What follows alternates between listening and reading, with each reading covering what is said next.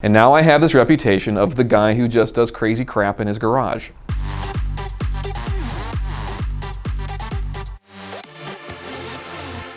I looked at a 911, I went and drove one, and I could not have been more bored in my entire life driving a Porsche 911. In that, I learned something about myself. I need something that wants to kill me. I need a vehicle that once you tame it, oh, it's yours. The 911 was a dentist car. It was nice, it was polished, it was wonderful, it was beautiful to look at, it was easy to drive, but it wasn't me. It just wasn't me. It didn't want to kill me from the outset. It didn't want to, as soon as you get in it doesn't want to throw you out of the car and hate you.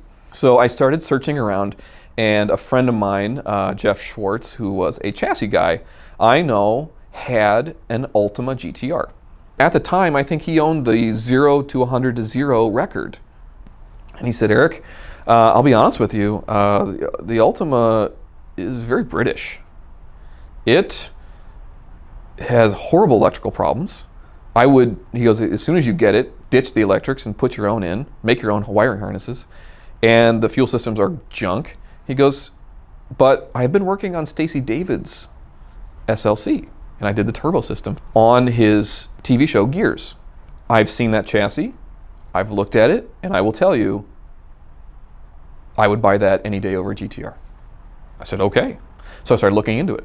Called the owner. The owner's name is Fran. As a freelance journalist at the time, I had sold this idea of building my own kind of supercar in my garage. I ended up buying the SLC, and it showed up at my house, and we had to push it into the garage, and that's when the neighborhood started going, what the hell is he doing now? And I was really excited, and there's this website, the forum, where all the SLC owners get together and they talk about their SLCs and kind of how to build it and how to do it. There is an instruction manual, but it's very individualistic. You get a frame and some suspension and wheels and tires, but no engine. If you choose to buy one of these, I suggest buying just probably a dozen quarter 20 taps, because you're going to go through about 11 of them before you finish the car. I said, hey guys, I got mine. Mine's white and black. It's like a stormtrooper. And I get a message from a guy. He says, hey, I'm from Minnesota too. I said, that's cool. There aren't many SLCs out there. And at the time, there were only 300 sold-ish.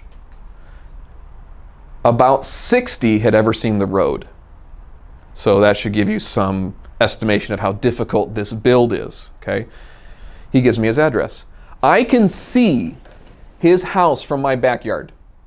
I'm thinking I'm buying this ultra rare kit car that nobody has, and there's one 200 yards from my house.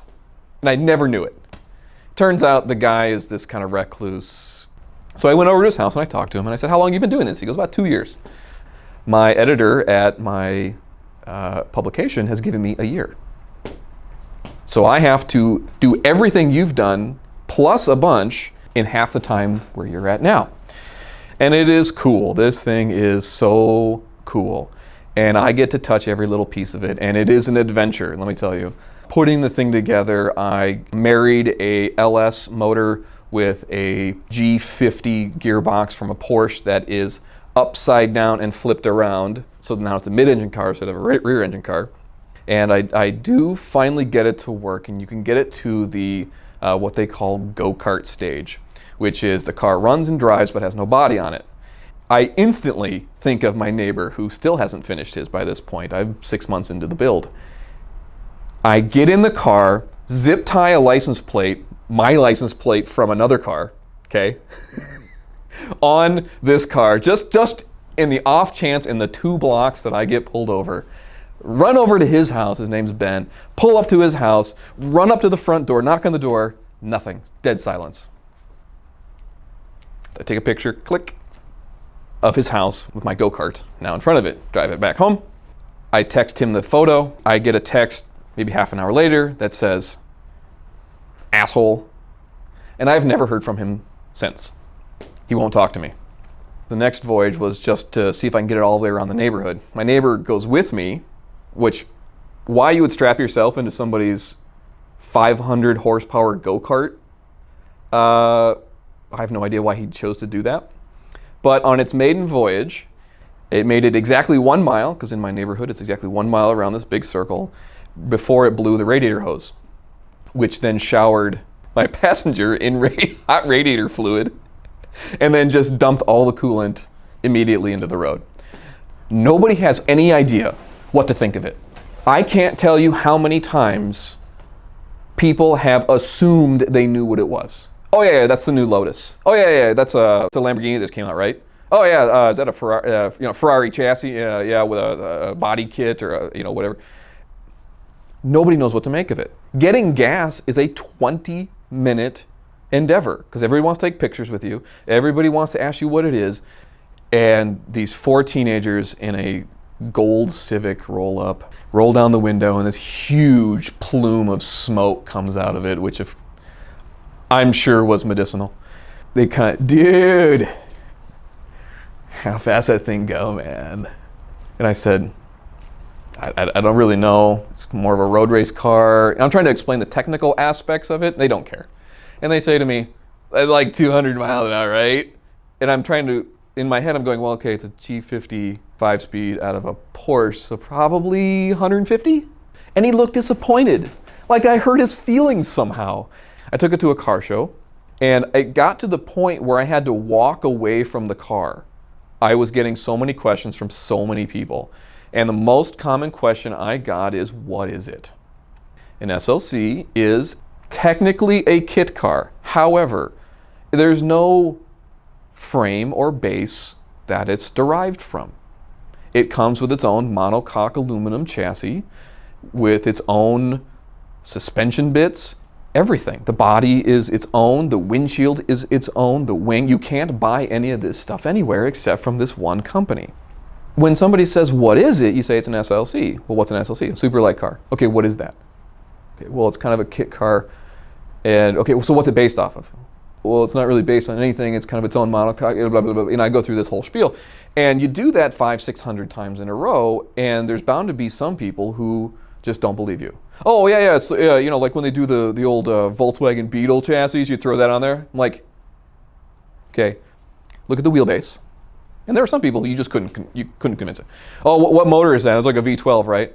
It's clearly an LS motor, and there's a big glass thing. You can see the LS motor, and the rear kind of clamshells like this, the front clamshells like this, and the doors go out. I mean, it's the bee's knees, let me tell you. I can't count how many times people almost got in accidents trying to take photos as I'm driving down the street. I had one guy in a garbage truck. I'm at the T waiting to turn left. He's driving down, locks the brakes up, person behind him almost rear ends him, pulls out his phone, click, and then takes off. It lacked a lot of amenities. There was no radio. Literally anything you wanted, you had to build into the car, which was kind of the luxury. However you wanted it is how you got it, but you had to build it that way. They didn't make anything, so you had to make a lot of brackets. You had to make a lot of filler panels. You had to lay carpet. There's no roadmap for any of this stuff. In that respect, it's an adventure if you really have a lot of time on your hands and that's something that you really want to do, or if you want just an ultra fast car, this is the car. I took it to Road America, stickered it all up to look cool for the Optima event, took it out on the track. I was not used to that much amount of grip. Aero grip, right? I was used to mechanical grip. You go around the corners, you can feel the suspension working and the car starting to lean a little bit. This had aero grip. Huge wing on the back, big front splitter. The car, if you look at it, it looks like a Daytona prototype. And you could drive and you could, as the wind was going over it, you could see through the front air vents, the tire and the top of the fender. And it would get smaller and smaller and smaller and smaller until it was almost touching. And the car scared me. It was that fast. The car is fast. I am not. The car was so much more car than I could handle. And that's kind of when I knew I need a tamer, something more tame in life. The amount of attention you get, it's race car lifestyle, right? And it was starting to become a lot for me to maintain and keep up. So I decided, you know what? I probably should just let this one go.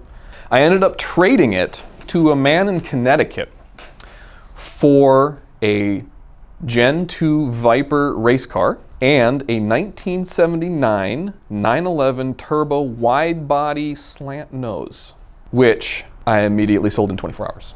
So yes, we around the house we say, remember that day we owned a Porsche? VINwiki is proud to be partnering with Mobile App Hero to continue changing the way we look at documenting automotive history. We're working with them to bring updates to our mobile and web-based app, so stay tuned to their social media and ours and keep telling the stories of all the cars you love.